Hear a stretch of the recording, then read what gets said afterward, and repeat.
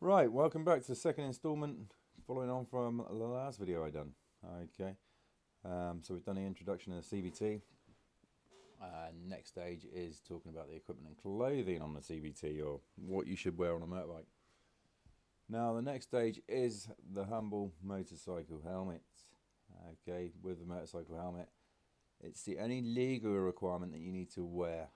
Okay, the rest of it is all down to personal choice, but a recommendation really to protect yourself. Now, regards to helmets, there's, as a general rule, there's three different styles. Okay, I've got a full-face helmet here, the most common use. Okay, these here ones have a full shell and chin protection on them, so they can offer you the best level of protection. Hence why your superbike riders, your Grand Prix riders, and your TT riders all wear them. Okay, because they do offer the best level of protection. Next stage is the open face helmet, often favoured by your people that might get a bit claustrophobic with a full face helmet on. Also favoured by your scooter riders, your cruiser riders. Okay, and it's nice to have that wind sensation in your face when you're riding along. Personally, I only use this if I'm on a scooter and just popping into town or doing a little bit of shopping. Okay, I won't use it on a Sunday blast. The other option is option 3, which is the modular, hybrid, or commonly known as a flip front helmet or the full opening face helmet. Okay, best of both worlds. So again, this helmet often favoured by your delivery people, your instructors like us, like ourselves, and also your police motorcyclist. Okay. And the reason being is we can use it when we're going along and we're talking to students. We don't have to faff about taking our helmets off. We can just lift the front up and we can talk to our students, give them a telling off, and then flip the helmet back and off we go. All right. So right, that's the style of helmet. So you've got the full faced, open face, and full opening face, modular, or flip front helmet, or hybrid, or whatever you want to call it. Now with the helmets, they do have various constructions. So what we have here, we have the tough outer shell.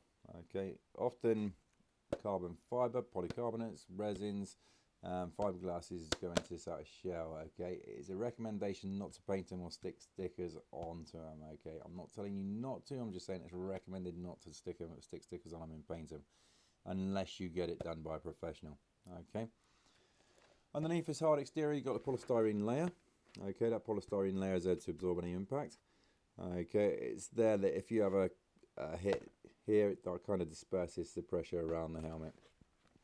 Okay, now with these helmets, they do recommend it's a period of 3 to 5 years that you should use them before you replace them. Okay, that's the lifespan of the helmet. Okay, depending on usage of your lid. All right. Inside your helmet, you've got a nice comfort lining. Okay, now these comfort linings, most of them, again not all of them, but most of them are removable. So all they do is just come out on poppers like so.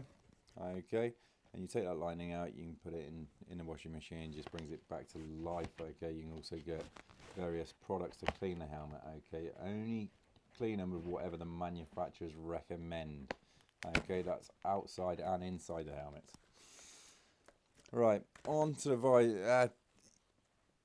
So onto the visors next. Onto the rest of the helmets.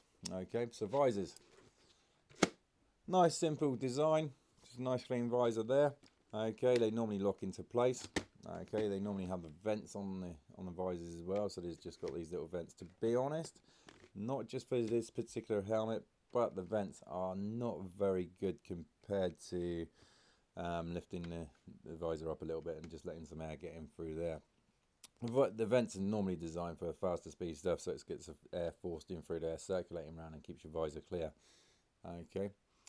The other option is to stop it from steaming up. You can buy what's known as a pin lock system. Now a pin lock system sticks to the inside of the visor. Okay, it just stops it, a bit like the old anti-fog systems that we used to use years ago. But this pin lock system is like a double glaze unit. It just stops it fogging up. With your visor, make sure it's clean and scratch free. If you do scratch it, replace it. Most helmets nowadays are quick release systems, okay? So replace it. The problem is when it starts getting scratched, what you get is, particularly in night driving, you get stone cracked here. Headlights from cars will go on there and they'll spread the light around and it'll kind of dazzle you quite badly. So ideally you want to replace it. As well as in the wet, if you've got a clean visor, the raindrops will just come off the visor if you just tilt your head slightly. Okay. Ideally, you want to keep your visor down in most of the times. Okay, if you're riding through town at slow speeds, then or stop-start traffic, then you have your visor up. But ideally, you have it down at all times. It's there to protect your eyes from debris of stones flicking up or anything like that. Okay. Strapping systems on the helmets. We have several strapping systems on these helmets. Now, I personally prefer the double D-ring fastening. Okay, so the double D-ring, not the easiest to see, but you just go through both Ds like so. Split the Ds apart. Loop the strap over the top of the outer strap and in under the inner strap, and then once you've done that, you just click the button in and it just holds it nice and secure. Now when you do these straps up, make sure they're a good tension. Okay, you don't want them too tight and you don't want them too loose. Okay, obviously if it's too tight it's going to choke you.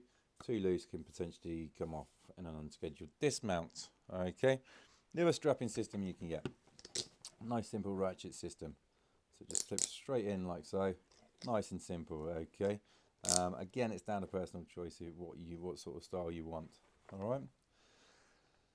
Now, in regards to helmets, they've all come up to a certain standard. Now, years ago, it used to be a British kite mark. We had Type A's and Type B's. Okay, that has been superseded for years now, and we're on to the ECER 2205 sticker, which is located on the back.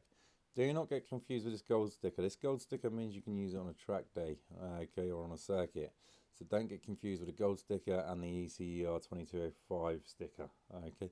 If it hasn't got that in, then it'll have a tag on the inside and normally in the strap, which will be an E number. Now that could be E1, E2, E3, E4, so on and so forth. Right, with your helmets, always look after them, okay. It's the single most important part of your equipment, so spend as much as you can afford on one. All right. Ideally, do not put them on the handlebars of your bike, the seat of your bike, or anywhere they can potentially fall off and get damaged.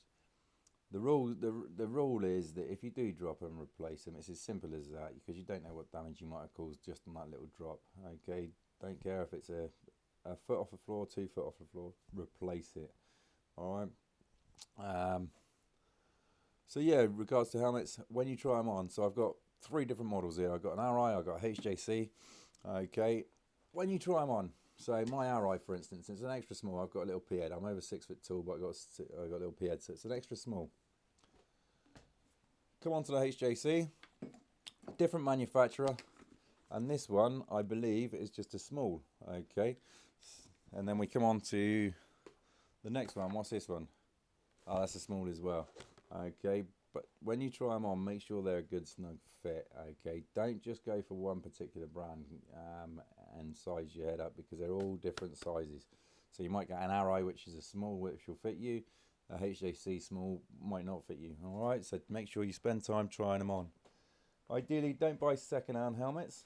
Okay, also do not buy online unless it's a reputable dealer. Okay, like Sports Bike Shop. I shouldn't drop any names, but Sports Bike Shop are pretty good. I've bought quite a lot of items from them over the years, and they've kind of, if I've had problems, I send them back and they replace it straight away. When I say problems, it's size-wise. All right. But yeah, if you do go into a dealer's, make sure you spend time trying it on. Make sure it's snug. When you do try them on, they are going to be a bit uncomfortable. They're going to be a bit tight, but over a period of time, they will start to give and get a bit more comfortable. Okay, over a period of time, so your cheeks will be up like a hamster. All right, when you first try them on, but like I say, they will bed in and they will get more comfortable the more and more you ride. What I tend to do when I go out with friends on bikes, I normally wear earplugs as well to protect my ears. Okay, to protect your hearing. All right. If you have any questions on there, I don't know if you can, but you might be able to leave some comments on the screen and ask me any questions, and I'll try and point you in the right direction. All right, thanks.